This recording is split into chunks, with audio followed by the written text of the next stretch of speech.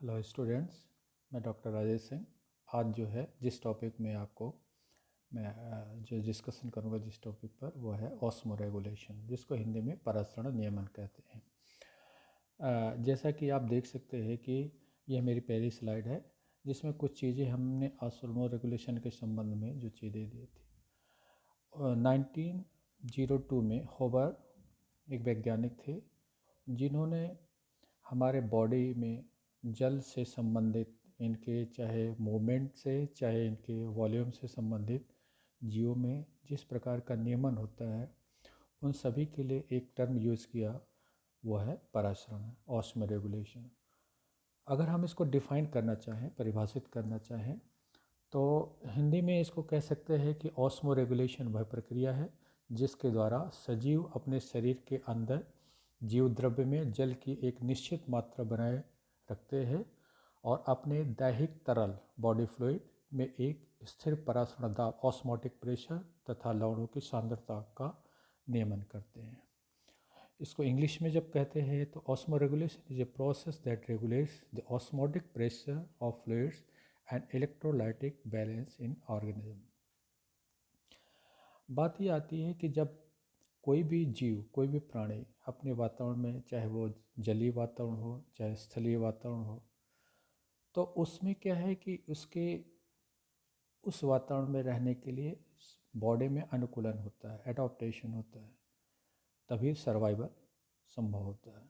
बहुत ऐसे जो हमारे बॉडी में जो संरचनाएं होती हैं जो परासरण नियमन में अपनी अहम भूमिका निभाते हैं, जैसे स्किन है, गिल्स है, डाइजेस्टिव ट्रैक्ट है, क्लोएका है, किडनी है और ब्लैडर। दूसरी चीज़ आप इस स्लाइड में देख सकते हैं कि जब हम एक छोटी सी पहले की परासरण के संबंध में एक इनकी अवधारणा के संबंध में जानने का प्रयास करते हैं, तो एक ये जो इसको डायग्रामेटिक प्रेजेंटेशन के द्वारा समझाया गया है कि ऑस्मोसिस की प्रक्रिया किस प्रकार से संपन्न होती है। It is a kind of diffusion of water across A membrane.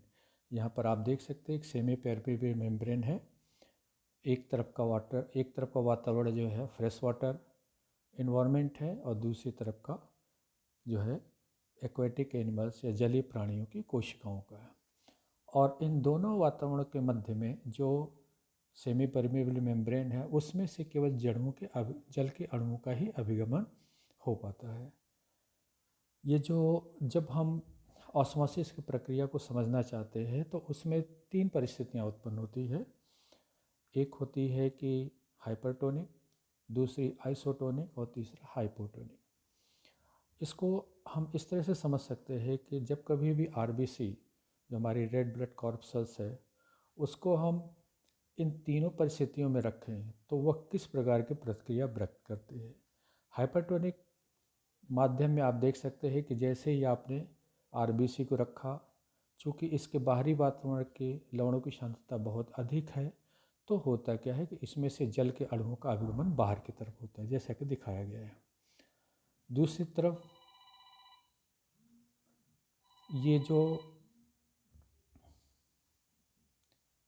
Isotonic है, आइसोटोनिक में आप देख सकते हैं कि इसमें बाहर और अंदर के दोनों तरफ जो जल के जो अणुओं की सांद्रता है ये बराबर होती है और इनका मूवमेंट या किसी तरह के इनके संरचना में परिवर्तन देख नहीं सकते हैं। हाइपोटोनिक में आप देख सकते हैं कि जो बाहरी वातावरण है वहाँ पे जल के अणुओं की सांद्रता ज़्यादा होती है, अणुओं की सांद्रता कम होती है। तो क्या करता है कि जल के अणु, वाटर मॉलिक्यूल्स बाहर से अंदर की तरफ अभिगमन करते हैं।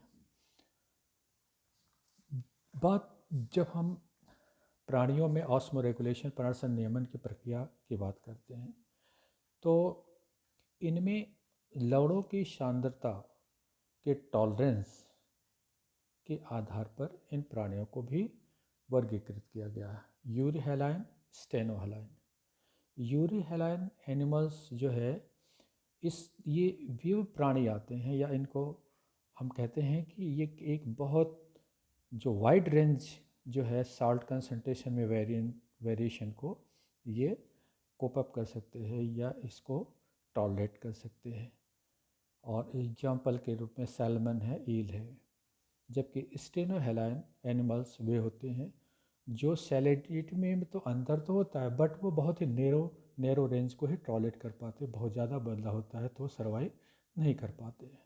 दूसरी बात, प्रसरण नियमन के संबंध में दो टर्मिनोलॉजी और यूज होते हैं, ये है ऑस्मोटिक कॉन्फॉर्मर्स और ऑस्मो रेगुलेटर्स। ऑस्मोटिक कॉन्फॉर्मर्स जो होते हैं वे ये समस्त प्राणी जो कि क्या करते हैं कि ये इसमें जो है बहुत ज़्यादा वेरिएशन संभव नहीं हो पाता है। इसमें जैसे लिखा हुआ है, ये जो लिखा हुआ है, these animals are osmotically dependent and the concentration of their body fluids change according to the medium in which they live. उस वातावरणीय परिस्थितियों के हिसाब से इनके अंदर बॉडी फ्लूइड में बदलाव होता है। और ये एग्जांपल्स जैसे आप देख सकते हैं कि मेराइन इन्वर्टिब्रेट्स में एकेनोडर्मेट्स आते हैं, मेराइन क्रैब्स है, लॉबस्टर है, जेलीफिश है, एसिडियंस हैं, और कुछ इंसेक्ट्स भी जो है ऑस्मो कन्फॉर्मर्स होते हैं। जबकि ऑस्मो रेगुलेटर्स ये प्राणी जो होते हैं ये अपने अंदर जो इनके अंदर जैव द्रव्य है, बॉडी फ्लूइड है, उनका वातावरण क्या है, एक निश्चित बना होता है, उसमें कोई वेरिएशन नहीं होता है। जबकि पहले वाले में क्या है, बदलता रहता है, इसमें कोई भी चेंज नहीं होता है।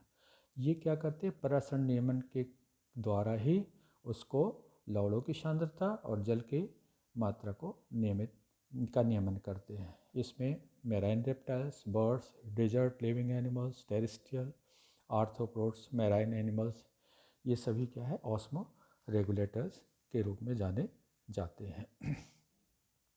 अब बात आती है कि जब जो भी प्राणी जलीय वातावरण में होता है तो जलीय वातावरण दो तरह का होता है, एक तो है स्वच्छ जलीय होता है, एक समुद्र के जल में रहने वाले प्राणी। तो फ्रेश वाटर एनिमल्स जो है इसमें एक जो प्राणियों के अंदर एक सर्वाइवल के लिए एक अनुकूलन पाया जाता है।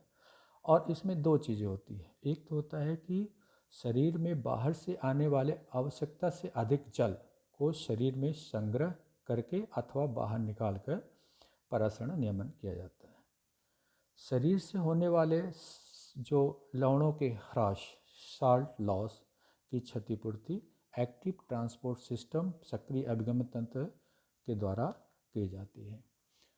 नाउ अब इसमें हम देख सकते हैं कि ये कुछ चीज़ें जो है, जैसे हमने आपको इस स्लाइड में दिखाया है कि ये जो वाटर का जो बैलेंस किया जाता है या वाटर की मात्रा का नियमन किया जाता है, फ्रेश वाटर एनिमल्स क्या करते हैं, डाइल्यूटेड यूरिन का भी सिक्रेशन करते हैं। और ये जो है ये फ्रेश वाटर एनिमल्स, इनमें बहुत जो कुछ इम्पॉर्टेंट डिवाइसेस होते हैं अनुकूलन के लिए, जो क्या करते हैं कि बॉडी फ्लूइड में साल्ट कंटेंट्स इत्यादि को नियमित करने का कार्य करते हैं। फ्रेश एनिमल जो वाटर एनिमल्स में जो साल्ट कंसंट्रेशन है is maintain by the active reabsorption of salt in the urine by the kidney tubules. कुछ फ्रेश वाटर टेल्यूल्स में जो है जो नेफ्रीडिया होते हैं जो इस साल्ट्स को क्या करते हैं, रीअब्जॉर्ब कर लेते हैं। तो अब इस तरह से हम देख सकते हैं कि फ्रेश वाटर एनिमल्स किस तरह से अनुकूलन स्थापित करते हैं। कुछ फ्रेश वाटर क्रस्टेशियंस में भी आवश्यकता से अधिक जल को शरीर से एक्सक्रीटरी ऑर्गन और एंटीनरी ग्लैंड द्वारा निकाला जाता है। इन जंतुओं में यूरिन के साथ होने वाले साल्ट लॉस को गिल्स द्वारा स्वच्छ जल को एब्जॉर्ब करके पूर्ण किया जाता है। तो ये जो कुछ इस तरह के एडॉप्टेशंस हैं जो इन प्राणियों के द्वारा, जलीय प्राणियों के द्वारा दिखाया जाता है।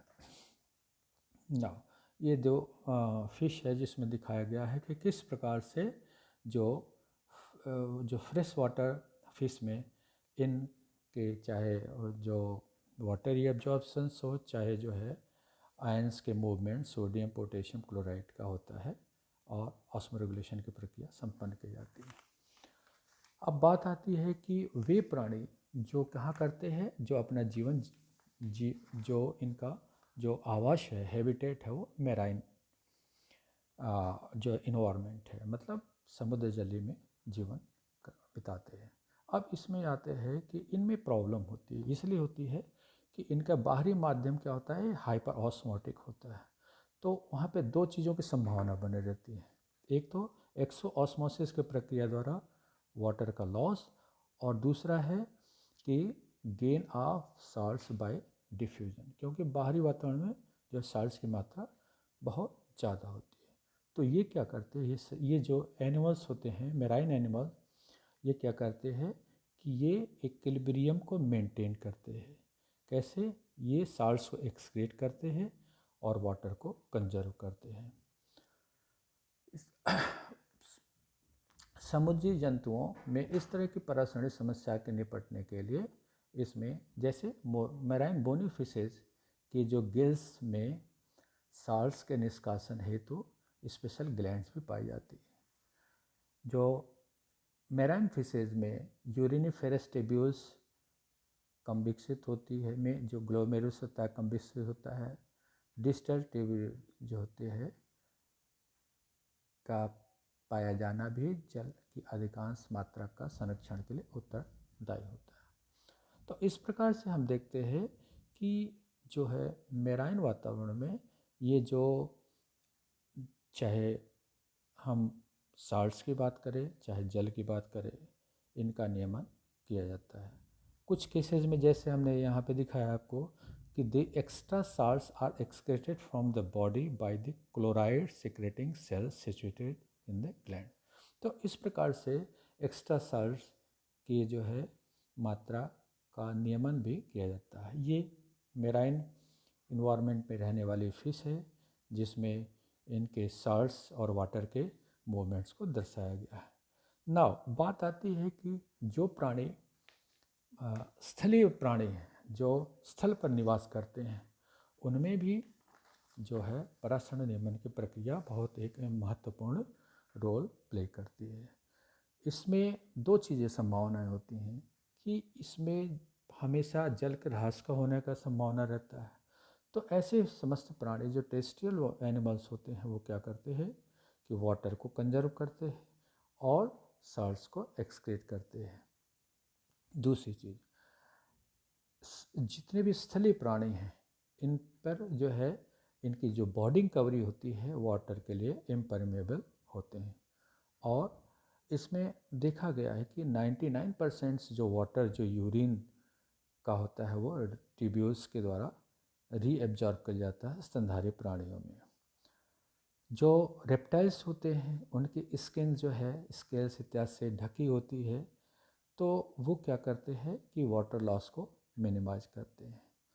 और जो इनकी जो यूरिन का वॉल्यूम होता है वो बहुत ही कम किया जाता है। और क्यों? क्योंकि वाटर का रीअब्जॉर्प्शन बढ़ा दिया जाता है। इसी तरह से कुछ बर्ड्स में भी जो क्लोएका का काम क्या होता है, ये वाटर को रीअब्जॉर्ब कर लेते हैं। और मैमल्स प्राणियों में जो रीनल ट्यूब्यूल्स है नेफ्रॉन्स में है लॉन्गेस्ट लूप ऑफ हेनले पाया जाता है जो वाटर रीअब्जॉर्प्शन को बढ़ा देता है।